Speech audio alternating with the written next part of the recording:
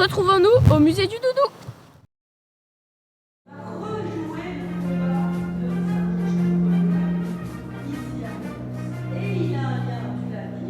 Bonjour, je m'appelle Achille, et vous? Moi, c'est Manuela Valentino. Que faites-vous comme métier?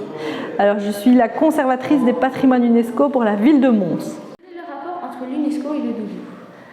Alors, l'UNESCO a reconnu le doudou, la ducasse rituelle de Mons, comme patrimoine immatériel en 2005 et l'a inscrit sur cette liste internationale qui reprend tous les patrimoines vivants, comme on les appelle, du monde entier, qui sont exceptionnels et qu'il faut transmettre aux générations futures.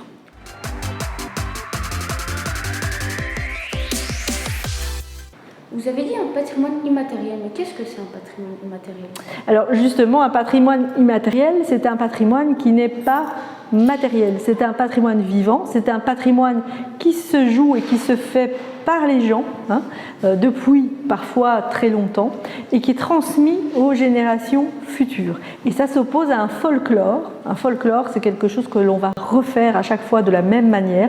Un patrimoine vivant, eh bien, ça va évoluer, le nombre d'acteurs, ce que l'on va faire. Ça peut aussi être des savoir-faire. Par exemple, l'UNESCO a reconnu les techniques de la création des baguettes en France ou la culture de la bière. Eh bien, c'est des méthodes à ce moment-là que l'on reconnaît, ou les spectacles aussi que l'on peut reprendre, ou certaines langues qui n'existent plus, ou certaines musiques d'ailleurs. Donc le patrimoine immatériel, c'est finalement pas mal de choses qu'il faut aider à sauvegarder.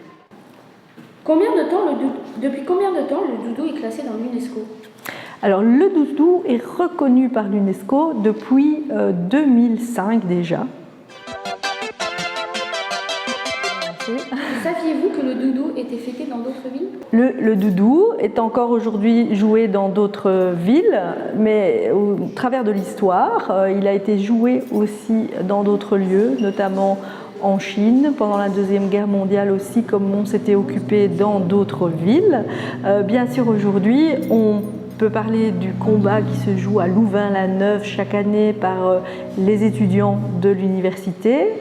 Ils ont un groupe qui s'appelle La Montoise, qui chaque année rejoue ce combat, mais aussi à Kinshasa, où des étudiants partis de Mons depuis, je dirais, les années 60, si mes souvenirs sont bons, ont commencé à rejouer ce combat.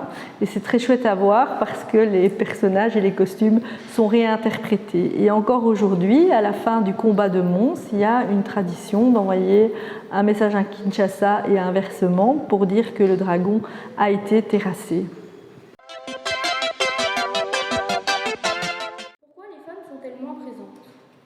Alors, la question des femmes est importante parce que les femmes, elles vont être introduites dans le combat à partir de 2000, de l'an 2000, où l'ancien réalisateur George Rapers trouve que c'est important que les femmes soient représentées.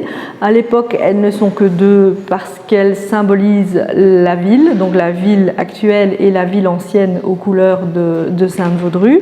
Maintenant, depuis le Moyen-Âge, il faut savoir qu'il y a des femmes qui s'investissent dans cette ducasse rituelle, à commencer par Madame Sainte-Vaudrue, qui, sans le savoir, finalement, a donné l'origine notamment du combat d'Ilumson, de la procession, et puis évidemment toutes ces femmes couturières qui sont présentes aussi dans la procession. Et donc, même si leur nombre est limité actuellement dans le combat, elles ont été renforcées aussi par des porte-drapeaux portés par des femmes. Eh bien, on sait que dans les prochaines années, ce phénomène, enfin, pas ce phénomène, le nombre de femmes va s'accentuer. Le doudou, pour dire franchement, c'est pas ma tasse de thé. Je suis pas du tout montoise et je comprends pas trop le folklore dithyrambique qu'il y a autour de ça. Mais si j'étais montoise, à mon avis, je ferais la même chose que tous les montois et je serais enthousiaste et je participerais. Mais en tant qu'extérieur, je trouve que c'est très très excessif. En